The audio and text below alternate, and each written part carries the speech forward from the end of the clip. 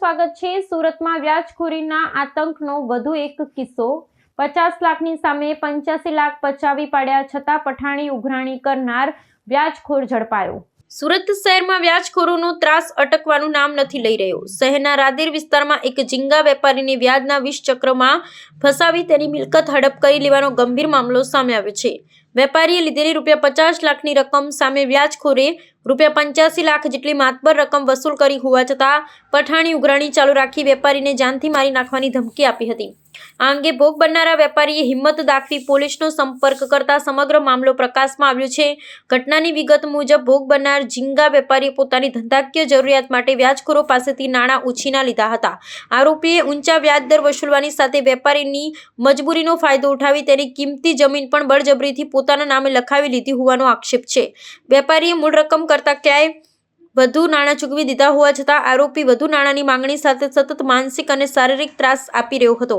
આ ફરિયાદને આધારે રાદેર પોલીસે ત્વરિત કાર્યવાહી હાથ ધરી આરોપી વ્યાજખોરોની ધરપકડ કરી છે।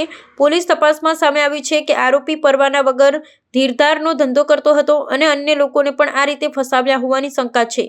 સુરત પોલીસે સ્પષ્ટ કર્યું છે કે વ્યાજખોરી નાબૂદ કરવા માટેના વિશેષ અભિયાન હેઠળ આવા તત્વો સામે કડકમાં કડક પાસા હેઠળ કાર્યવાહી પણ કરવામાં આવશે। હાલ પોલીસ આરોપીના નાણાકીય વ્યવહારો અને જમીન સંબંધિત દસ્તાવેજોની ઝીણવટભરી તપાસ ચલાવી રહી છે। રાંદેર પોલીસ સ્ટેશન ખાતે ફરિયાદી શ્રી સુશીલ કુમાર દિનેશભાઈ પટેલ નાઓએ ફરિયાદ આપેલ છે। જે ફરિયાદ BNS કલમ 308(5), 115(2), 351(3), 352 તથા ગુજરાત નાણાં ધીરનાર અધિનિયમ 2011ની કલમ 40 અને 42 મુજબની લઈ દાખલ કરવામાં આવેલ છે। આ ફરિયાદની હકીકત એવી છે કે ફરિયાદી શ્રી સુશીલ કુમાર દિનેશભાઈ પટેલ નાઓએ તેઓ ઝીંગા ઉછેરનો વ્યવસાય કરતા હોય અને કોરોના કાળ દરમિયાન તેમને નાણાકીય ખોટ જતાં તેઓએ આનંદ કુમાર બાલુભાઈ ચાસિયા રહેવાસી અડાજણ નાઓ પાસેથી ₹51,05,000 વ્યાજે લીધેલ હતા।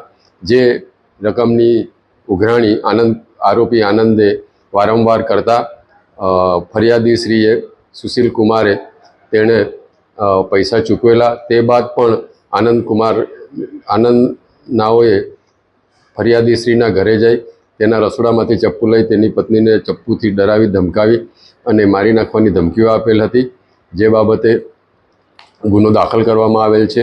ફરિયાદીશ્રીએ ફરિયાદ અનુસાર તેણે લીધેલ 51 લાખની સામે 85 લાખ ચૂકતે કરી દેવા છતાં આનંદે ધાક ધમકી આપી બળજબરીથી તેની પાસે જમીનનું સાટાખત લખાવી લીધેલ હતું। આ બાબતની ફરિયાદ હોય આ બાબતે તપાસ કરતા આરોપી આનંદકુમાર બાલુભાઈ ચાસિયા નાઓને અટક કરવામાં આવેલ છે અને હાલ આરોપી આનંદકુમાર બાલુભાઈ ચાસિયા નાઓ પોલીસ રિમાન્ડ હેઠળ છે।